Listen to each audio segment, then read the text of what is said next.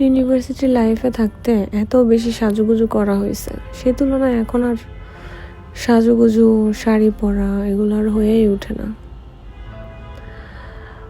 বাঙালির কথায় আছে না যে 12 মাসে 13 পার্বণ।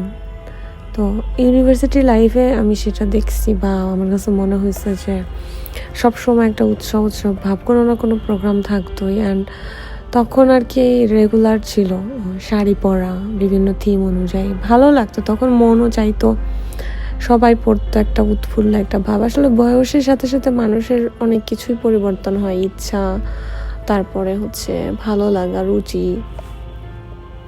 তো ওই টাইমটাতে শুধু ওয়েট করতাম যে কবে এই প্রোগ্রাম হবে, মানে মাসে কোনো না কোনো প্রোগ্রাম একটা থাকতোই যেটাতে আমরা ম্যান্ডেটরি শাড়ি পরতাম সবাই। তো বয়সের মানে ধাপে ধাপে এসে আমাদের রুচি টেস্ট অনেক চেঞ্জ হয়। এখনও যে মন চায় না তা না, এখনও মন চায়, কিন্তু আগের মতো অতটা না। এখন আসলে রেগুলার ব্যস্ত জীবনে খুব একটা হয়ে ওঠে না। মাঝে মধ্যে মন চাইলেও মানে ভেজাল, হ্যাসেল এরকম মনে হয়, তো আর করা হয় না। অফিসে কয়েকবার পড়ে যাওয়ার সুযোগ হয়েছে, অনেক আগে, খুব রেয়ারলি। আর এই বছরে তো মোটামুটি পড়ার কথা ছিল, কিন্তু এত ঠান্ডা পড়লো 31-এ, তো বন্ধই দিয়ে দিল। এবার তো পড়া হয় নাই। দেখা যাক, সামনে ফাল্গুনে যদি পরিস্থিতি ভালো হয় তখন হয়তো পড়া হবে, প্ল্যান আছে। তাছাড়া খুব একটা পড়া হয় না, হচ্ছেও না। তো অনেক দিন ধরে ভাবতেছিলাম যে একটু অ্যাস্থেটিক, একটু সাজ দিয়ে একটু ছবি টবি তুলে শাড়ি পরি।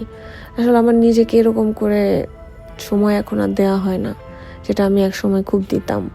যে বললাম, ইউনিভার্সিটি লাইফ পার করে আসার পর জীবন যেন কেনই হঠাৎ করে পরিবর্তন হয়ে গেল। মানে ইউনিভার্সিটি লাস্ট ইয়ারে থাকতে থাকতে কোভিড চলে আসলো। কোভিড মানেই তো একেবারে জীবনে একটা বড় পরিবর্তন। অ্যান্ড আফটার কোভিড যেন সব কিছুই কেমন একটা চেঞ্জ হয়ে গেল। আর কোভিডের আগের পরিস্থিতির মতো আর হলো না। এরপর হুট করেই কেমন যেন জীবনে ব্যস্ততা চলে আসলো। পরিবর্তনটা, মানে আফটার কোভিডের যে পরিবর্তনটা, ওইটা আসলে স্টাক হয়ে গেল, সেটেল হয়ে গেল। তো যাই হোক, আমার আবার মাঝে মধ্যে এরকম অ্যাস্থেটিক সাজ দিতে খুব ভাল লাগে, মাঝে মধ্যে মন চায়। মানে ডিফারেন্ট, এমন না যে এক ধরনের এক ধাঁচে যে আমার সবসময় ভালো লাগে।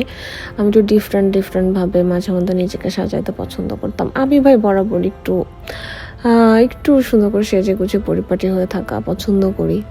আর নিজেকে বিভিন্নভাবে প্রকাশ করতে আমার ভাল লাগে। এটা আমি আমার নিজের ভালো লাগা থেকে করি। অনেকেই আমাদের মেয়েদের সাজগোজ নিয়ে হয়তো বলে যে কাকে দেখানোর জন্য করো। ভাই, বিশ্বাস করেন, মেয়ে মানুষ নিজেকে দেখার জন্য, নিজেকে ভালো লাগানোর জন্য, নিজের চোখে নিজেকে প্রেজেন্টেবল করার জন্য এগুলো করে, কাউকে দেখানোর জন্য না। আমি তো অন্তত এরকমই মনে করি, আমার নিজের কথা আর কি। আর যেহেতু মেয়ে মানুষ আমি, সো বেসিক্যালি মোটামুটি এভারেজে সব মেয়েরা এরকম থটই রাখে। তো ওই দিন খুব সময় নিয়ে একটু সেজে টেজে ভাবলাম একটু ঘুরে টুরে আসি। কোথাও যাওয়াও হয় না আমার অফিস টু বাসা ছাড়া খুব একটা যাওয়া হয় না। আমি নিজেকে একদম একা করে, একদম বদ্ধ করে রাখছিলাম। তো এখন আমার মনে হলো যে জীবন থেকে সব কিছু এভাবে কম্প্রোমাইজ, স্যাক্রিফাইস করে দিচ্ছি, সময় চলে যাচ্ছে জীবন থেকে, এই সময়গুলো তো আর আমার ফেরত আসবে না। ডে বাই ডে আমার এখন যতটুকু ইচ্ছা জাগতেছে, ইন ফিউচার আমার সেটাও জাগবে না। কারণ আমি এতটুকু রিয়েলাইজ করতে পারছি যে বয়সের সাথে সাথে সময়, পরিবেশ, পরিস্থিতিতে মানুষের রুচি, ইচ্ছা সব কিছুই পরিবর্তন হয়ে যায়। আগে যেমন আমার একটা উৎফুল্লতা ছিল, খুব একটা এনার্জি ছিল যে মন চাইলেও করে ফেললাম, এখন আর সেই ভাবটা আসে না। মন চাইলেও এখন কোনো এক্সকিউজ খুঁজে সে মনের ইচ্ছাটাকে কীভাবে যেন চাপাই ফেলি। হ্যাঁ, মানে এক্সকিউজ খুঁজে যে এটা কীভাবে ঢাকা দেওয়া যায় বা ইগনোর করা যায়। আগে কিন্তু এরকমটা আমি ছিলাম না। অনেকে আছে এরকম মনে করে যে সময় তো পড়েই আছে, পরে করবো নে। ভাই, আপনি কতদিন বাঁচবেন সেটার কোনো গ্যারান্টি নাই। আপনি কতদিন সুস্থ থাকবেন সেটার কোনো গ্যারান্টি নাই। তো কোনো কিছুই না পরের জীবনের জন্য রাখতে হয় না। আপনার অ্যাবিলিটি অনুযায়ী নিজেকে ভালো রাখার, নিজেকে সাজানোর, নিজেকে প্যাম্পার করার, বা প্রিয়জনের সাথে সময় কাটানোর, প্রিয়জনকে খুব স্পেশাল ফিল করানোর, তার জন্য কিছু করা, এগুলো কখনোই আমি মনে করি পেন্ডিং রাখা উচিত না যে আমি পরে করব, বা সময় তো সামনেই আছি, ইউ নেভার নো সামনে কি হবে। তো এটা একটা বোকামি, ঠিক আছে? সো আমি এরকম করতে পছন্দ করি না। যে হ্যাঁ পরে করব, দেখা যাবে। অনেক আছে যে নিজের প্রিয়জনের সাথে সুন্দর একটু সময় হয়তো কাটায় নাই, ভাবছে ইন ফিউচার কাটাবো, বা কোনো ভালোভাবে তাকে ট্রিট করা যাবে, টাকা পয়সা হোক এই হোক। দেখা যাচ্ছে কোনো এক সময় তাদের সেই সম্পর্কটাই নষ্ট হয়ে গেছে। টাকা পয়সা ঠিকই হয়েছে, কিন্তু তাদের সম্পর্কটা সে দুইটা মানুষ আর একসাথে নাই। সো এর জন্য আমাদের জীবনে যখন কারো কিছু খেতে মন চাইলে খেয়ে নেবেন ভাই, কিছু করতে মন চাইলে করে নেবেন। তো আমার মতো এরকম বোকামি আর করেন না। ওই ভালো মানুষ সে যে ওর নিজেকে মেনটেন করে ফেলে রাখলেও না, দিন শেষে কেউ আপনার ভালো মানুষ এটা দেখতে আসে না। ওই কি দেখবেন আপনার নেগেটিভিটি খুঁজবে, কোনো কিছু কমেন্ট করতে গেলে বাজে একটা কথা বলেই কমেন্ট করবে, আপনি ভালো না মন্দ সেটা বিচারও করতে আসবে না। তো মানুষ দিন শেষে আরেকজনকে হার্ট করে কথা বলতেই পছন্দ করে। তো এর জন্য শুধু শুধু মানুষ সমাজের কথা চিন্তা করে নিজের মনের খোরাক না দিয়ে নিজেকে বদ্ধ করে রাখাটা আমি আসলে বোকামিই ধরবো, যেটা আমি করেছি। তো যাই হোক, এক সময় খুবই বদ্ধ হয়ে গেছিলাম, মানে একঘরে বলতে পারেন।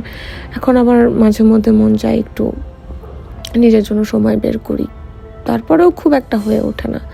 তো ওই দিন আমার গার্লস গ্রুপ নিয়ে আর কি বনানীর দিকে একটা জায়গায় আমরা গিয়েছিলাম। এটা একটু অ্যাস্থেটিক একটা রেস্টুরেন্ট, যেটা মানে একটু আদিমের থিমে করা আর কি, একটু ভিন্টেজ টাইপের, একটু গ্রামীণ টাইপের একটা মানে গ্রামের একটা ভাইব আছে। সো এই রেস্টুরেন্টটা মাথায় রেখে আমরা আর কি একটু ওই শাড়ি পরে ওই থিমের সাথে ম্যাচ করে যে ঠিক আছে আমরা একটু আড্ডা দিয়ে আসি, একটু কিছু ছবিও তুলে আসি। তো সবাই মিলে গেলাম রেডি হয়ে। খারাপ না, ভালোই ছিল সময়টা। আসলে আমি নিজেকে গোটায় রাখতে না কেমন যেন হয়ে গেছি এখন, আর আসলে ব্যাপারগুলো অন্যরকম হয়ে গেছে। সো নতুন করে একটু নিজেকে সময় দিলাম। ওই দিন অনেক ছবি তুললাম, খারাপ যায় না এই টাইমটা। আমি আমার জীবন থেকে মানুষজন অনেক কাটাই করে ফেলছি। আমি খুব স্পেসিফিক মানুষ রাখতে পছন্দ করি। তো এরকম করতে না আমি আসলে নিজেকে একদম একা করে ফেলছিলাম, কোথাও যেতাম না, মন চাইতো না, মন চাইলেও কখনো করতাম না। পরে এখন দেখতেছি যে আসলে এরকম করতে আমার জীবনটা এইভাবেই চলে যাচ্ছে।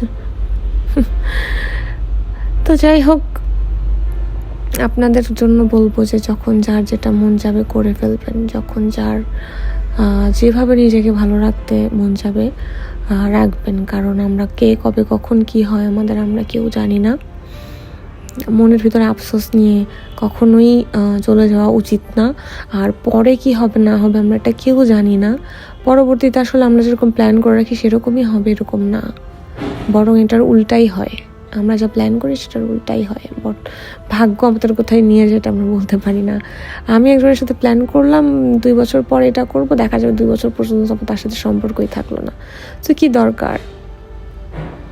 নিজেকে সময় দেন, নিজেকে ভালো রাখেন। আপনি নিজেকে ভালো না রাখলে না, নিজের দায়ভার অন্য কেউ নিবে না, বিশ্বাস করেন। অন্য মানুষের জন্য কলিজা কেটে দিয়েও দেখছি, দিন শেষে আসলে বদনাম ছাড়া কিছুই পাইনি। সো সেই মানুষটা কখনোই মনে করবে না, ভাববে না যে আপনি তার জন্য কী স্যাক্রিফাইস করলেন। সে শুধু আপনার মধ্যে কোন কমতিটা আছে সেটাই দেখবে। তো এখন আপনি যাদের থেকে এক্সপেক্ট করে বসে থাকবেন, তারা যখন কোনো কিছু করবে না আপনার জন্য, আপনিও করছেন না, তাহলে আপনার আত্মার কী হবে বলেন তো? ভাই দেখেন আমাকে কত সুন্দর লাগতেছে, মাশাআল্লাহ।